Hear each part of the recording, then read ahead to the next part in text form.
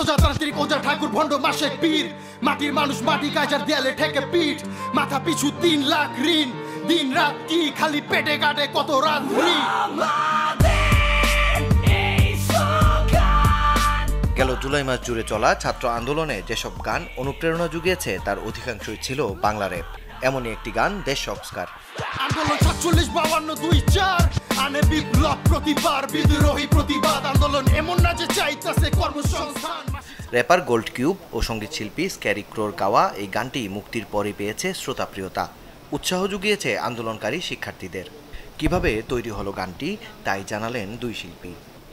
Recent সিচুয়েশনের মধ্যে যখন দেখলাম যে হঠাৎ একটা গণহত্যা শুরু হয়ে গেছে, নিরীহ মানুষ মরতেছে, ছাদে থাকা বাচ্চা মারা যাইতেছে, 6 বছরের 7 বছরের বাচ্চা মারা যাইতেছে, বুড়া মারা যাইতেছে, রিস্কাওয়ালা মারা যাইতেছে, তখন আই ফিল লাইক যে না, আমার এখন কিছু করা দরকার, আমার কিছু করতে হবে, নিজের কথা বলতে হবে, মানুষের জন্য বলতে হবে।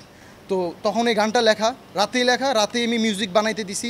আমার যে প্রডিউসার হচ্ছে অ্যানভিল, ও বিট বানায় 20 মিনিটের মধ্যে, বানানোর পর পাঠায়। ও আমার কয়েকটা বিট পাঠাইছে, পাঠানোর পর ও আমার টেক্সট করে যে ব্রো আমি গান করব কিছু একটা। তখন আমি ওর অ্যাপ্রোচ করি যে আমরা করতেছি, আমরা চলো কিছু একটা করি। আমার সাইড থেকে আমি একজন স্টুডেন্ট হওয়া সত্ত্বেও আমি একজন মিউজিশিয়ান, আমি একজন গায়ক। তো আমি আমার সাইড থেকে চাইতেছিলাম যে একটা গান বানাবো, যে আমি আমার সাইড থেকে প্রতিবাদটা করব। তো ওইখান থেকেই আমার মাথায় আসলো যে একটা গান লিখি। তো ওই ব্যাপারটা নিয়ে আমি ওর সাথে কথা বলতে থাকি যে হ্যাঁ আমি একটা গান ইয়ে করতে চাই। তখন ও বললো যে আমিও করতেছি, চলো একসাথে করি।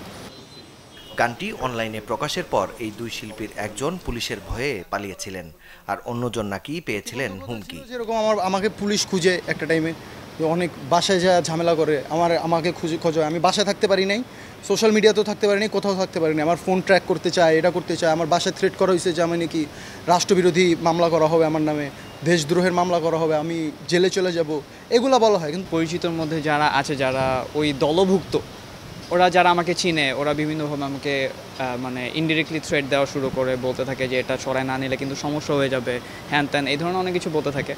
তো আমি এতটা বেশি ওদেরকে পাত্তা দিই না, কারণ সাহস করে যখন গানটা বানাইছি, আমি গানটা তো নামাইতে দিব না। প্রতিবার বিদ্রোহী প্রতিবাদ আন্দোলন এমন না যে চাইতেছে কর্মসংস্থান, মাসিক ছাত্র ভাতা, মান সম্মান। নতুন বাংলাদেশে এই দুই তরুণ শিল্পীর চাওয়া সবার থাকবে বাক স্বাধীনতা, কেউ হবে না হয়রানির শিকার। ছাত্র যদি ভয় পাইতো বন্দুকের গুলি। মাকসুদুল হক ইমু, চ্যানেল 24, ঢাকা। স্বৈরাচার রাজ করে, চোর রাজ ভোগ করে, গুলি খায়া পাখির চেয়ে ছাত্র বেশি মরে।